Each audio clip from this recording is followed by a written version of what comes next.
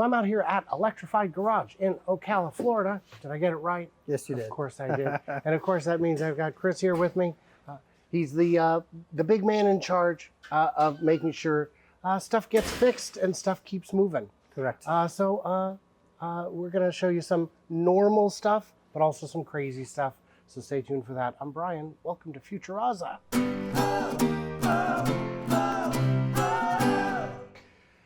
So Chris, you do a lot of service. Yes. You get all kinds of EVs, but mostly Teslas. Is that fair? Yeah, I would say probably 90% of what we do is Tesla.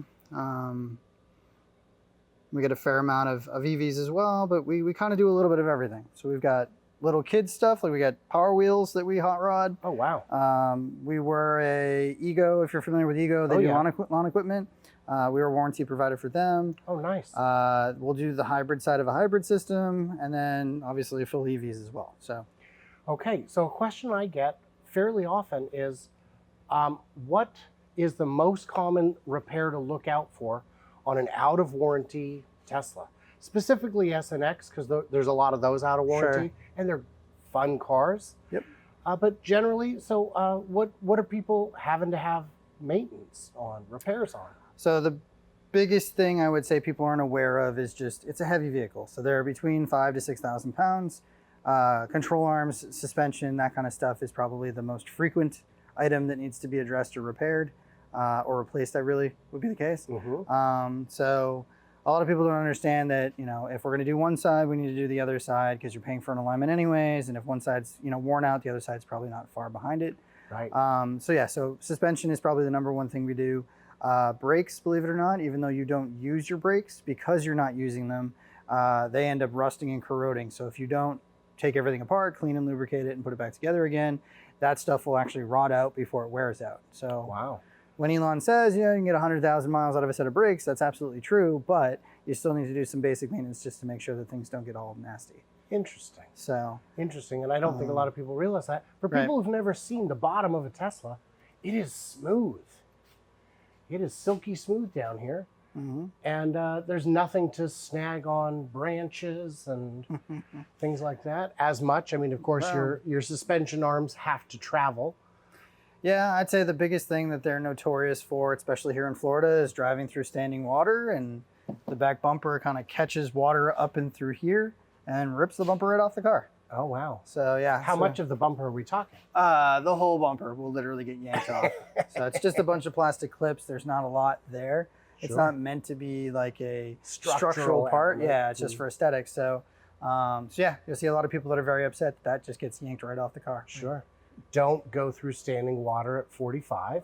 Yeah, don't try to turn it into a submarine the way Elon says you supposedly can. Yeah. That's not true. Do people have problems with the hitches? Well, I mean, so you could go two ways. You can either get it from Tesla and pay $1,000 for it, or in this case, this person isn't going to be towing anything. So this is an aftermarket company called Eco Hitch that we're a dealer and installer for. So in this case, they just want a bike rack. So we're going to be popping the bumper off, putting it on. They have a cool magnetic cover that helps pull this on and off for you. Oh, nice. And then the hitch is completely concealed. Huh. That's pretty cool. Yeah. And it still looks good? Yep. All right. Other maintenance, repair issues that come up, maybe on early Model 3s? So early Model 3s and Ys, the rear knuckles tend to have a lot of play in them. And so we can cut to that in a minute. I'll actually show you some show and tell.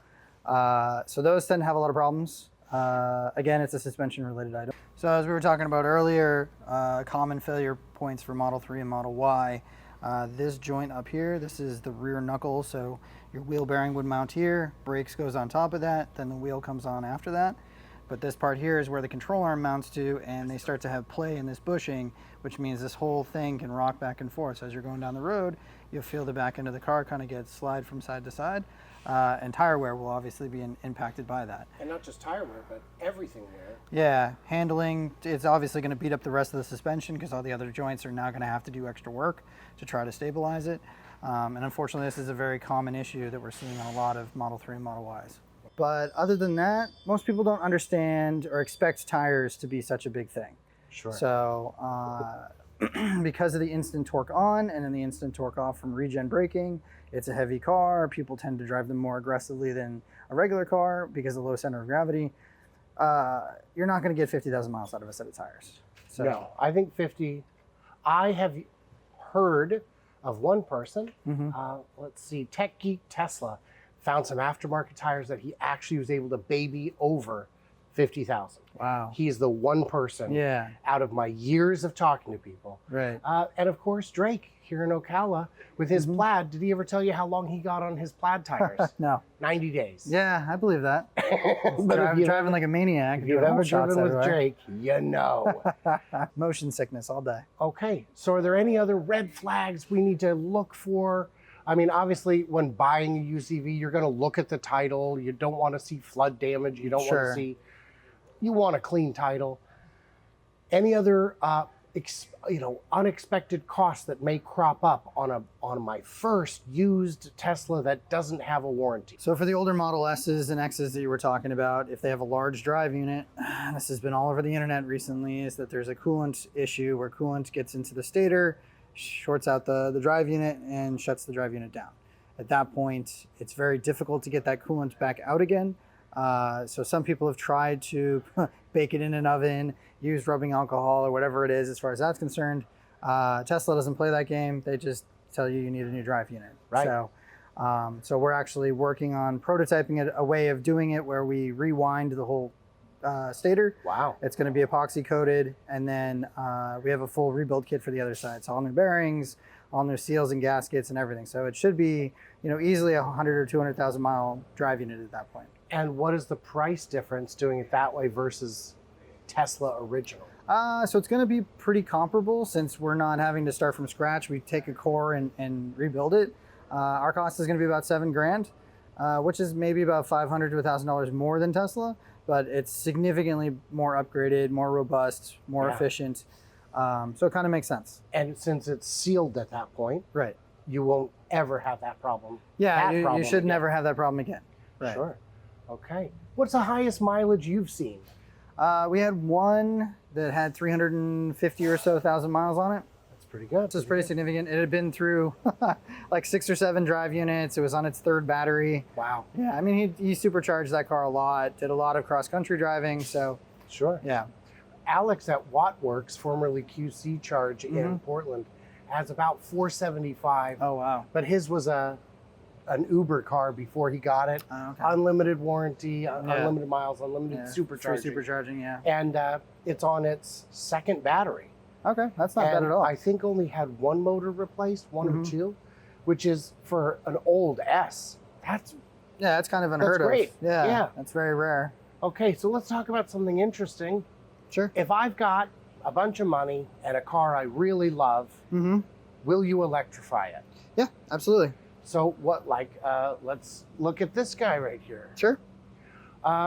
This is a classic. Yeah. So this is a 62 Land Rover Series 2. We converted it with a Hyper 9 electric motor. It's hooked up directly to the transfer case. So what is the Hyper 9? So Hyper 9 is an electric motor that's made by NetGain. It's about 120 horsepower, 200 foot-pounds of torque. There's a company in Canada that makes an adapter plate, so you literally bolt the motor to the adapter plate. You hook up the clutch and flywheel that was the original stuff from the original driveline, and then marry it to the transmission. So now we have a 4-speed manual, we have 4-wheel drive high and low. Like everything that was there is still originally here. You can still drive it just like you would. It's just quieter. It's quieter. It's got Smoother. twice as much power as it did before. Yeah, 1962. Yeah, it turns on every time you turn it on. Little things Yeah, yeah. that some buyers find helpful. Right, exactly. So, And what battery did you use on this particular one? so this has 7 Tesla modules from an 85 kilowatt battery. Oh, wow. That's yeah, so work. it's got about 35 kilowatts in it. That's great. Um, And you've done conversions with leaf cells, I'm sure, with most of what we've done has actually been with Tesla With modules. Tesla modules. Yeah, for the most part. and if somebody wants to spend the extra to buy brand new stuff off the shelf, I imagine you could. Yeah, absolutely. Honestly, I think that's the better way to go nowadays. Yeah. The quality of the used stuff has been going down dramatically as time goes along. the cars are getting older that you're getting those parts from, so the donor cars are not in great shape. Yeah. But also, everybody's kind of picked up with it from the aftermarket, so you have a lot more choices when it comes to form factor is the biggest thing. So, you know, you can get something that's small and compact, and you can hide it, whereas here we didn't have a lot of choices as to where to stick it. So that's the biggest thing. When somebody comes to you with a car and says, can I convert it?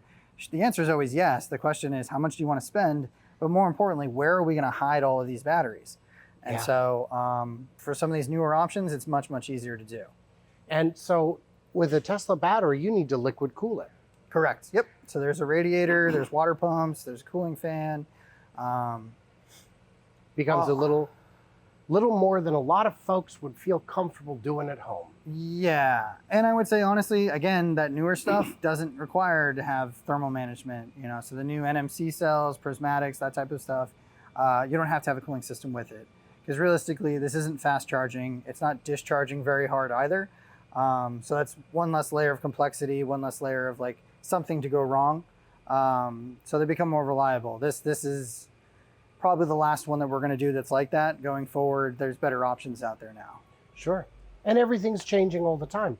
I've seen a lot of these third-party aftermarket parts become available in just the last 5 years. Yeah. And the market's getting bigger. Mm-hmm. Have you ever had someone want to convert something where you said, we're just not going to do it? So we kind of sort of had a situation like that. We still ended up saying yes. But if you have HBO Max, you want to check out Downey's Dream Cars. We did 2 cars for Robert Downey Jr. The first one that we did was a 1965 Corvette convertible with, I think it was like 3,500 original miles on it, numbers matching. We're like, we don't really feel right about doing this, and I'm pretty sure the Corvette crowd is going to want to hang us. But in the end, Robert gets what Robert wants, so that's what we did. It is his car. Yeah, absolutely. And so after we were done with it, we actually took 2 of the motors that are in this and put them in series with one another. We raced it against a 71 big block and blew the doors off of it. That's fun. So I did see someone converted a Cobra, oh, okay, yeah. and that's a bit of blasphemy. Absolutely. But it's not my car, so Right, fine. right. Yeah, I mean, the other one we did a 72 K10 for him as well. The square body crowd is obviously big into having big blocks and superchargers and whatever. We took a performance large drive unit, turned it sideways, kind of made it the transfer case essentially, and put a full 85 kilowatts. So half the battery pack was in the trunk, or in the bed, I should say. We did diamond plate, so it looks like a toolbox essentially, so you would never know. And then the rest of it went up front where the engine block used to be. And so we got to tow, if you're familiar with Oshkosh, they make like large heavy equipment. So they have a big rig, a trailer, and an Abrams tank. So 120 tons worth of freedom, as they call it. And we towed the whole thing with our truck. Wow. So it's pretty crazy. That's fun. Any weird challenges on this particular one? Other than figuring out how to fit the battery in, of course, but... Yeah, well, I mean, you find out real fast that, you know, something this old, the suspension's pretty tired. And now that it has this extra horsepower, it needs to stop better. So we did all new leaf springs, new shocks. We did a disc brake conversion to the front. This only had drum brakes all the way around. Oh. And then we actually did power assisted brakes. So we had to add a vacuum pump and a vacuum booster. So that way, when you need to come to a stop, especially in, you know, stop and go traffic down in South Florida where this lives, we needed to make sure that we had that safety equipment up to snuff. It's very cool. And I think it's very tastefully done. And it's, you know, drives stock, like you said. It looks stock. Yeah, everything looks little original. Marshall speaker is as close to music as you got at the time. Pretty much. That's kind of fun. Yep. All right. Anything I'm forgetting to ask on this? No, I don't think so. Yeah. And, you know, of course, all the links will be in the description above, below, of course. And if you have any questions on that, you know, in the comments, what did we miss? What did we misunderstand? Come on out and say hi to Chris. If you have business here, don't just visit. It's not a tourist destination, you guys. Everybody else, like, subscribe. You know what you're doing. Stay tuned, stay juicy, and I cannot wait to hear from you clever robots when you get yourself something really crazy like this.